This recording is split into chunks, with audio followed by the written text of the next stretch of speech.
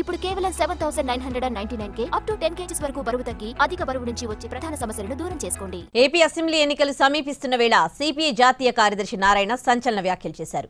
ఏపీలోనూ బీజేపీకి అనుకూల షిండేలున్నారని వాళ్లలో ఒకరిని సీఎం చేస్తుందని జోస్యం చెప్పారు. ఏపీలో బీజేపీ గెలిస్తే జగన్, చంద్రబాబు పొలిటికల్ సీన్ లో ఉండరని, రెండు పార్టీలను చీల్చి బీజేపీ అధికారంలోకి వస్తుందన్నారు సిపిఐ నారాయణ. ఏపీలో బీజేపీ గెలిస్తే టీడీపీ, వైసీపీకి చుక్కలు చూపించడం ఖాయమన్నారు ఆయన. రాబోయే రోజుల్లో అట్లా జగన్మోహన్ రెడ్డి కానీ చంద్రబాబు నాయుడు కానీ సీన్లో ఉండరు. మహారాష్ట్రలో చాలా పవర్ఫుల్ శరద్ పవార్ లాంటి వాళ్ళ పార్టీని చీల్ చేశారు. చాలా పవర్ఫుల్ శివసేన లాంటి వాళ్ళని చీల్ చేశారు. వాళ్ళు అనుకూలమైన వ్యక్తిని తీసుకొచ్చి గవర్నమెంట్ పెట్టుకున్నారు షిండేని. అలాంటి షిండేలు ఇక్కడ కూడా ఉన్నారు.